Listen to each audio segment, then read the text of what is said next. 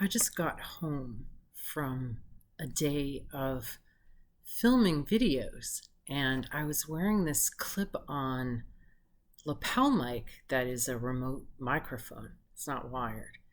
And I've worn it before for up to an hour and never been bothered by it, but I had it on for 5 hours today. And I got home and I realized that there's like going on in my field. It's a radio signal, like, right? So my electrical system is disrupted, like all in through here. I can hear it in my ear and feel it in my field. So I'm going to see if I can fix it with my tuning forks. And I thought it would be interesting to just record the process. That is actually the sound of my oven telling me it's time to put in my pizza. So I'm just going to pause for a moment. Okay, so I put the pizza in the oven and I added a little more light to the equation. And now I'm going to go and I'm going to listen with the 144 because that one will really show where things are out. And you can really hear it in the overtones and undertones. So I'm going to start on this side.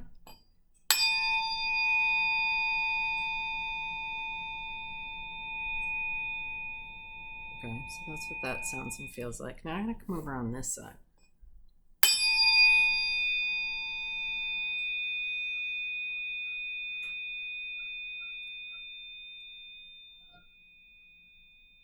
There's geese honking at the same time I'm doing this. So I had to stop doing live broadcasts because whenever I get into wonky areas, like noise outside would happen. Fire alarms would go off and sirens and dogs and this life has a way of like echoing what's going on. All right, so I'm going to do that again.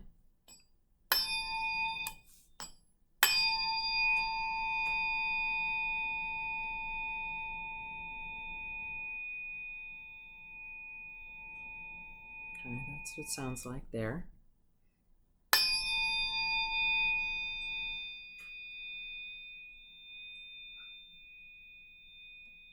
You hear the difference?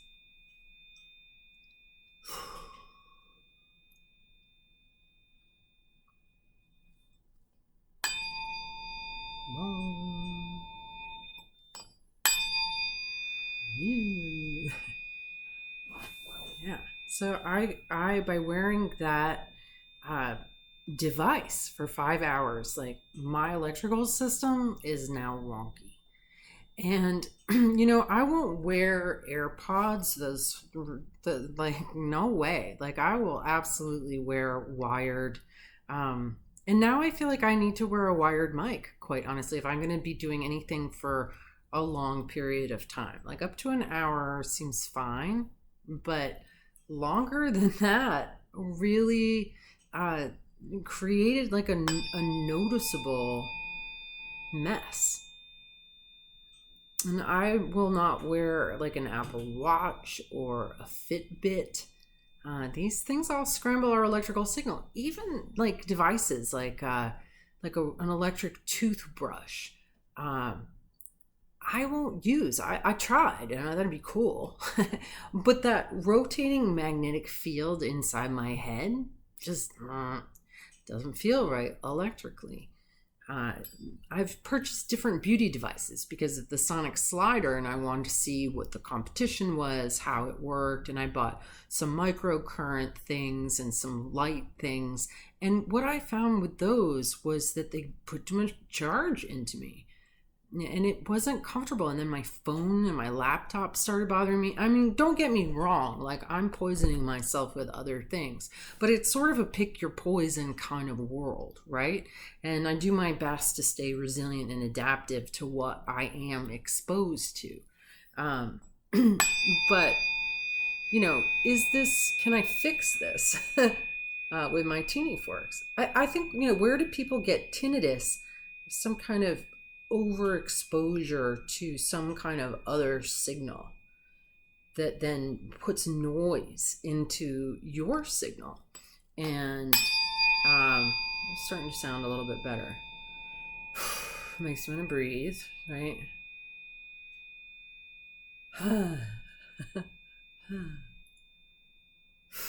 So if you're watching this and you've had any kind of ringing in your ear, or you think you've had disruption in your electrical signal, just what I'm doing here may be able to help yours. Just hang out and listen and kind of feel along with me. Then it travels over video. My body feels like offended that I did that to it.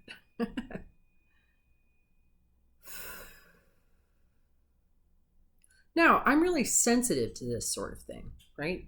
I mean, this is my world, is being really attuned to subtle vibration.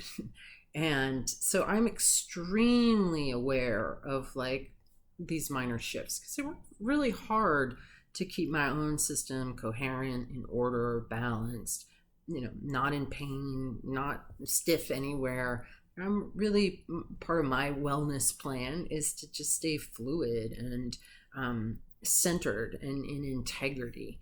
And so I'm aware of like tiny fluctuations out of that. And I'm also very much a problem solver. Like, I don't want to live with noise in the signal. And so I'm always looking for, of course, life is going to have stressful inputs. Like, I didn't anticipate my electrical system in this part of my field getting blown out today. I was feeling so pleased that I actually got 5 hours of video shooting done, right? It wasn't until I got into my bathroom, into a smaller acoustic space that was quiet, that I realized that my ear was buzzing. And I understood, what it was and why it was there. So I just worked with the 144, and I'm feeling like coming in with a different frequency now.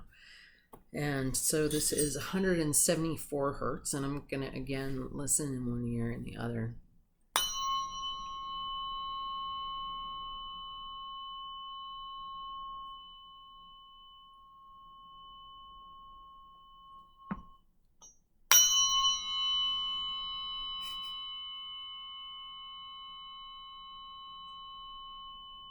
Like, what do you hear? What would you describe as the difference there?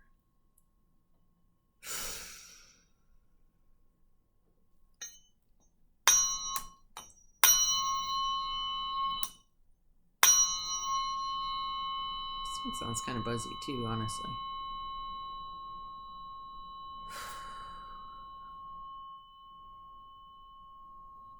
All right.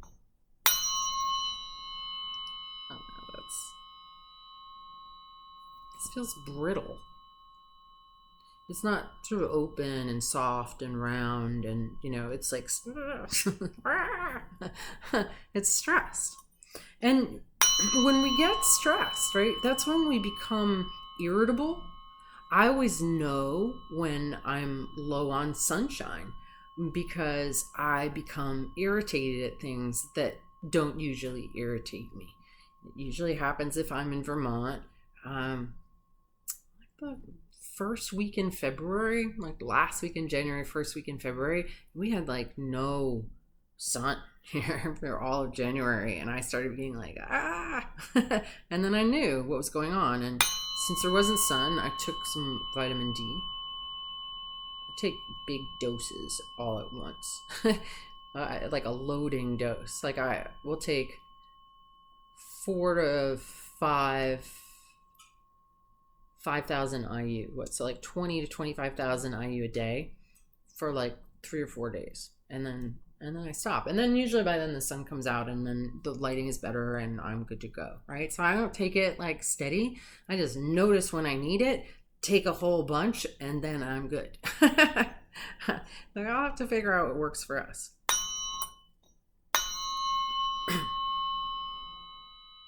So this has that same kind of feeling. Like it's lacking insulation, like it's not buffered, it's just kind of a big raw nerve.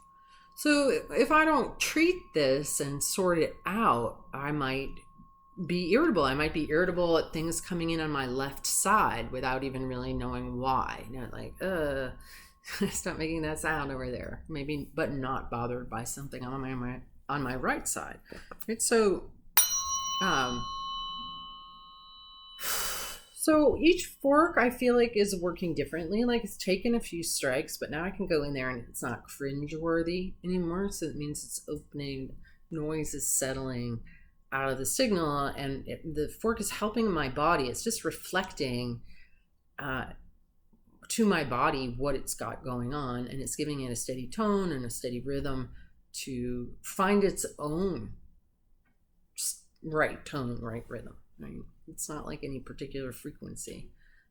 A lot, you can use a lot of different frequencies. They're all just different sounds, basically. It doesn't really matter how many times a second they vibrate, right? Because that's just a man-made thing. People get kind of hung up on frequency. Like some sound good, some don't sound good. When you rub them on yourself, some feel good, some don't feel good. And, you just pick the ones that sound and feel good and feel like they work, like they're really doing something. That's what I do. I'm not like, oh, this scientifically exact frequency, matches your root chakra. Like, I don't think that way. I used to, because that was what I was told in the very beginning. But then I figured out that it wasn't really so. Okay, so that side.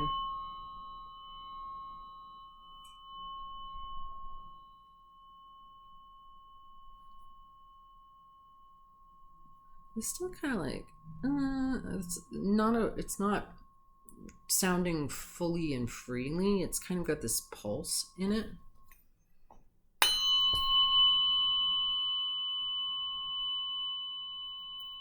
And a split tone, so you can really hear the overtone. I don't know if you can. I don't know how good the microphone is, honestly. I didn't take the time to put my good ones in, but those good ones are the ones that zapped me, so I'm probably better off not using them in this moment.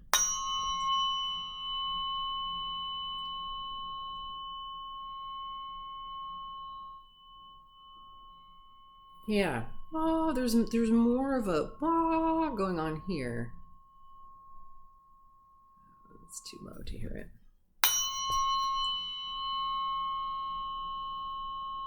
I mean, you could say it's bouncing off the couch, but I don't think that's what's going on, because I'm not paying attention. Like, yes, that plays a role, but also it doesn't, as odd as that sounds. Okay, so that feels like enough, 174. Now I'm going to switch to 528, and we're going to see how that sounds.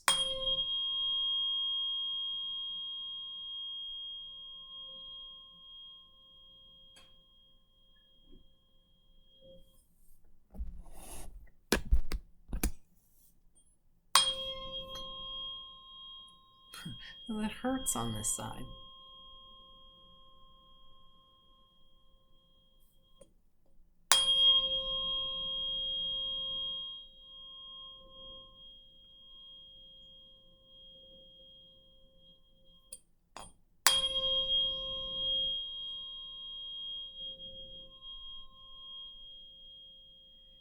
Okay, when I got right here, it like fell in like a weight on me. Ugh. Come over, like I don't encounter that. And then come around here. There. No, it's not as strong as the first time. It makes me need to wiggle. Right, so there was a tension, like a tension that I was holding. And that makes me want to shake it loose. Oh.